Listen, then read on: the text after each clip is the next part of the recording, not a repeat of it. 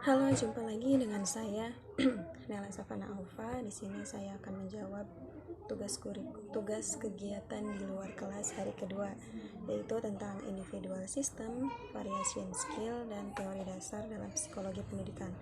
Yang pertama, pengertian dari individual system. Pengertian individual system adalah suatu kegiatan proses pembelajaran yang berpusat pada anak sebagai subjek belajarnya, atau suatu pendekatan yang dilakukan untuk mengetahui keadaan masing-masing anak. Yang kedua, mengapa pendekatannya harus individual system? Karena di sini anak sebagai pusat pembelajarnya, maka kita harus mengetahui secara individu terlebih dahulu sebelum kita memberikan kegiatan bermain sambil belajar, agar nanti kedepannya kan sudah enak. Terus yang selanjutnya yaitu tujuan yang ingin dicapai. Nah, tujuannya yaitu agar bisa melakukan pembelajaran secara bertahap, atau agar small step sistemnya itu bisa dilakukan dengan baik. Kemudian yang selanjutnya yaitu sebutkan peran guru dan murid. Di sini murid yang berperan aktif dalam kegiatan bermain sambil belajarnya. Kemudian peran gurunya yaitu memberikan motivasi, memberikan apresiasi, dan juga memfasilitasi kegiatan bermain sambil belajar sesuai dengan keadaan masing-masing anaknya.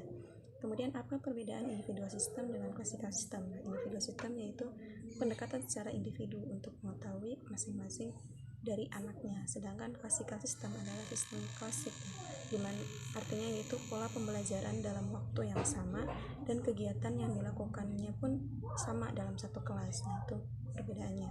Kemudian yang selanjutnya yaitu bagaimana cara pendekatan individual system. Nah, di sini ada beberapa cara yang bisa dilakukan untuk pendekatan individual system. Yang pertama yaitu motivator harus mengetahui karakter dari masing-masing anaknya.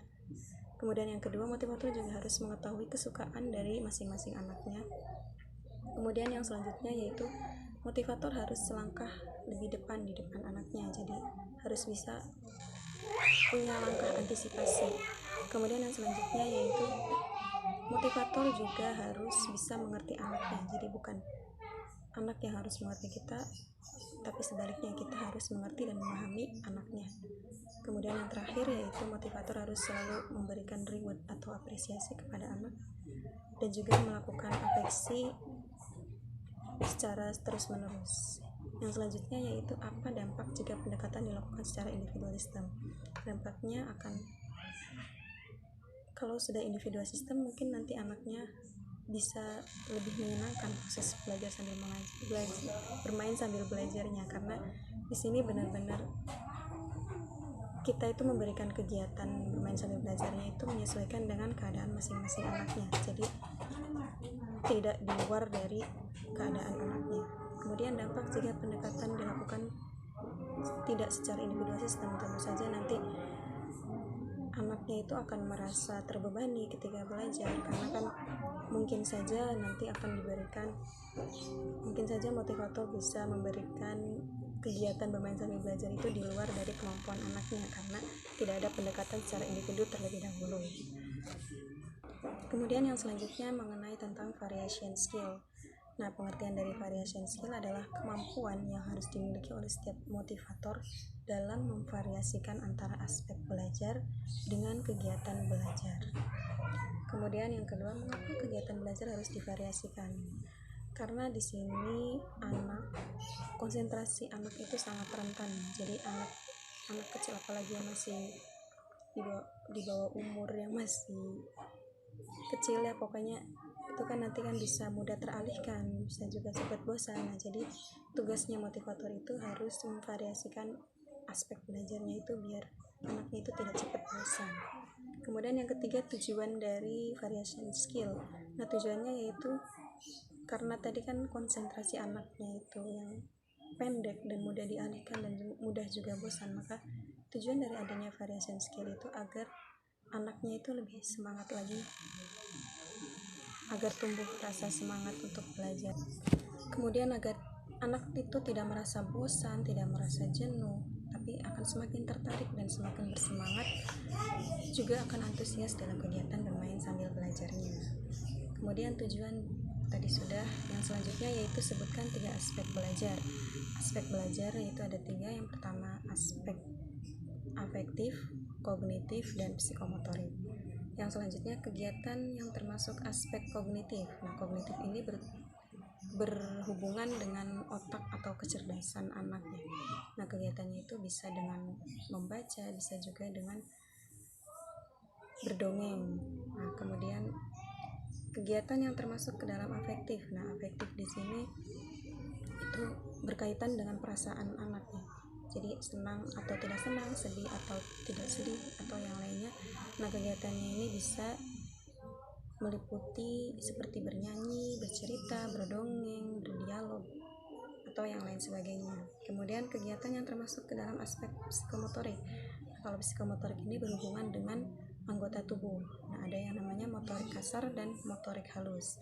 Motorik kasar itu seperti menangkap, melempar, atau yang lainnya. Kemudian motorik halus itu kegiatan yang berhubungan dengan gerak tangannya, jadi seperti menarik garis, menulis, atau mewarnai. Kemudian yang selanjutnya yaitu bagaimana cara motivator memvariasikan kegiatan belajar dengan aspek belajar. Nah, di sini motivator bisa memvariasikan ketiga aspek tadi ya, aspek afektif, kognitif, dan psikomotorik. Dan motivator juga harus menghindari kegiatan dalam satu aspek yang berturut-turut, kecuali jika anaknya itu menyukai kegiatan tersebut. Nah, dalam variation skill juga dikenal dengan yang namanya istilah teori bandul, di mana teori bandul ini mempunyai kegiatan prioritas atau kegiatan utama, yaitu kegiatan bermain baca-bacaan, sedangkan kegiatan selingannya yaitu kegiatan seperti menarik garis atau mewarnai. Nah, jadi kenapa di sini disebut teori bandul?